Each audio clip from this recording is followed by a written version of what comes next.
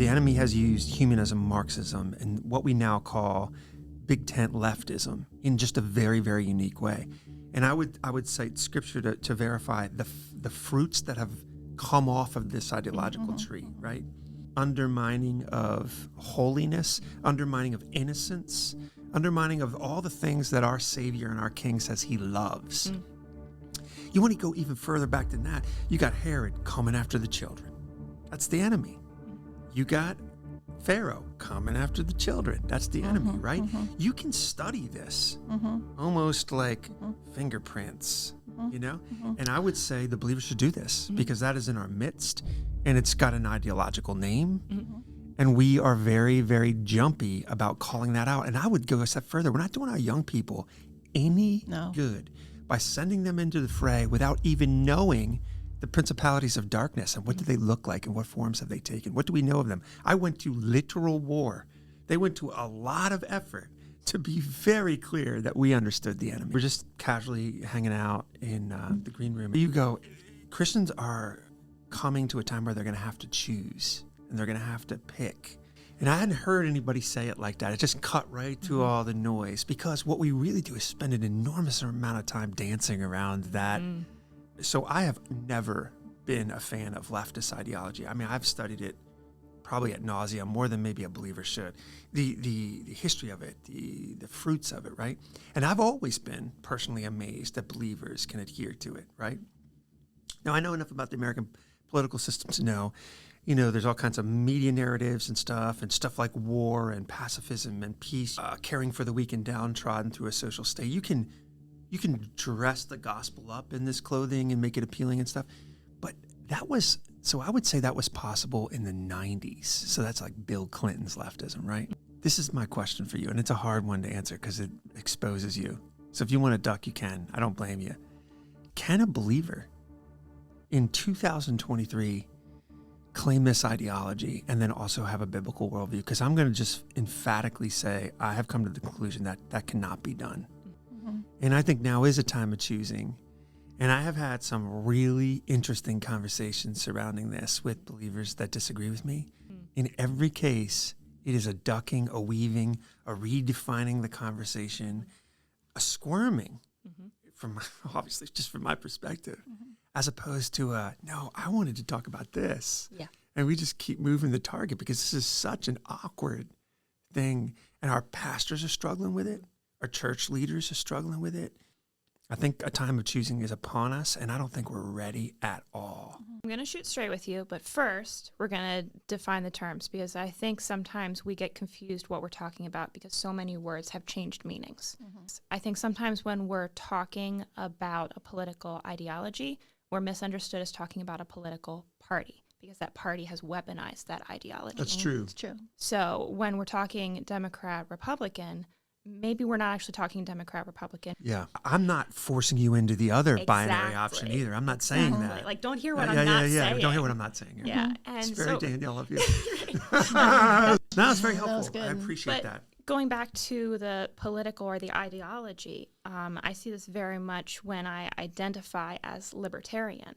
And people assume it's the kooky party, right? I'm not talking about the political party. I'm talking about the ideology and what it stands for and how it aligns with views. And so same thing, I think sometimes someone who might identify with a political party might identify actually with the principles that political party maybe advertised 20 years ago or longer. Yes, very good. So they're not sure what it means, really. Exactly. It used to mean something, but it may not mean that today. Or they don't want to be affiliated with the other. I run into that a lot. Yeah, right? yeah. It's just a reaction like that. I think a great example would be anti-war. I know a lot of people who have always been anti-war, but the parties have changed their position there.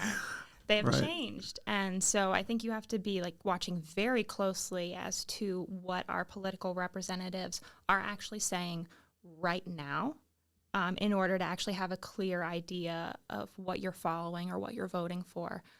Because the old selling points, the old advertisements, the old political campaigns are not representative of the parties they are today. An innocent ignorance of the situation. Yeah, communication problem. Absolutely. defining with things. redefining terms all Right. the time. It just really muddies the waters, and I think that's purposeful. I do too.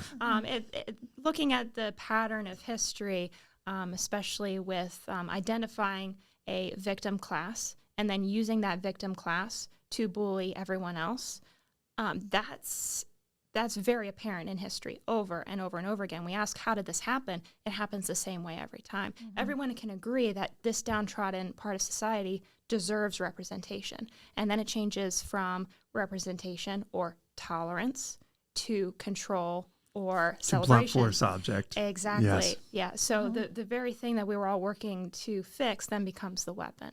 And while we can put policy in place to try to avoid it, I think our founding fathers did the best they could. We're still, it depends on enforcement. Do we still believe that as a culture? It's good. It's so good. The roots of that weed are so deep. They're just in the human experience so deeply. What do you think about this? I respect you, Danielle, for your your ability to really identify the issues, and you speak so clearly. I was thinking, honestly, whose passport are you carrying? Just imagine. So when I do a lot of family history, I like to look at these old documents, like naturalizations and all. So when my great-grandpa and my grandpa, when they became American citizens, they were writing out that they were renouncing their former kingdom. They were just totally, and then I'm not an anarchist, and I'm not polygamist, and I renounced the kingdom of the whatever Serbs, Croats, and this and that, and then they were totally American and their new allegiance. So what are we carrying? We're carrying the passport of the kingdom of heaven, right. And so that has to, just in a simple and a humble way, we just have to say, I've made my choice. What is the kingdom view on this? Because if I don't, then I end up just joining this tirade of people fighting each other over words and over, sure, even somebody's, demeanor or personality that day that got me wrong. Then all of a sudden I'm fighting the wrong fight. But if I remember I'm a citizen of the kingdom of heaven, and I have a king, and I have given allegiance to him. So what he says, this is fight not against flesh and blood. These are the rulers and principalities. And don't we see full force with the eyes of heaven? Don't we see this battle? I don't know. I feel this battle, and I see it more and more. And people with all sorts of bizarre philosophies are speaking louder, and their videos are flashier.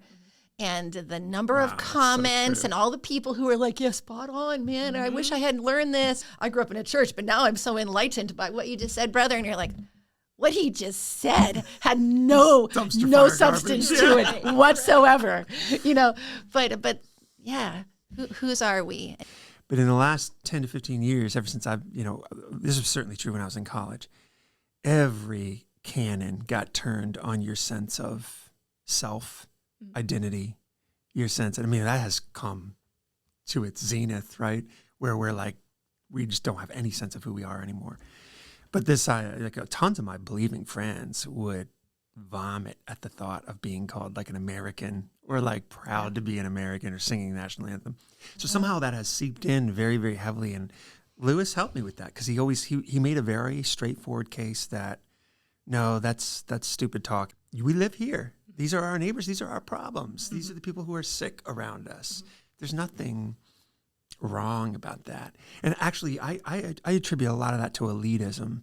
Most people that scoff at some sense of nationalism or patriotism, they want to be cooler than that. Right? Yeah. Yeah. You know what I mean? And that's Lewis's point. I think that we've been very poorly served by undermining that as heavily as we have, and I don't think the church should have participated in it. And it's a very unpopular opinion. Even as I say it, I know it's true. Yeah. This is coming from somebody who has really been going through a crisis of losing faith in institutions that I once believed in. So I say this knowing the temptation to throw the baby out with the bathwater. I know that. There's not belief in anything. There's just this hardcore cynicism.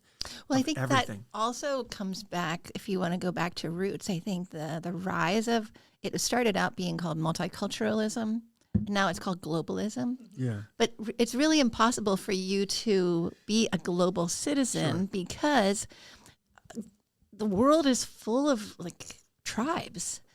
And they're killing one another. And they're doing this. So how can you say, well, I'm globalist, I just support everything? Well, it's like you support nothing then. If you support everything, what are you going to do with the hard questions? Yeah. How are you going to deal with things like infanticide and genocide and things like this? I mean, you can't really take a strong stand if you refuse to identify as belonging to a people or something. All that globalism stuff, that's all on purpose so that you don't have And it reminded fortitude. me a little bit when we were talking about identifying a victim class and then using that as kind of a blunt force weapon. I think it's similar in criticizing issues with nationalism and then turning around and embracing globalism. Another contradiction that, sure, we can all agree these things are bad, and that's great. Okay, great. That's out of the way. But then turning around and embracing something that has all those bad things to the 10th power. Multiplied, Yeah, right. So again, it's a little disingenuous to point out problems in one situation and trade it out for a larger scale. The Kingdom Come podcast on Rumble.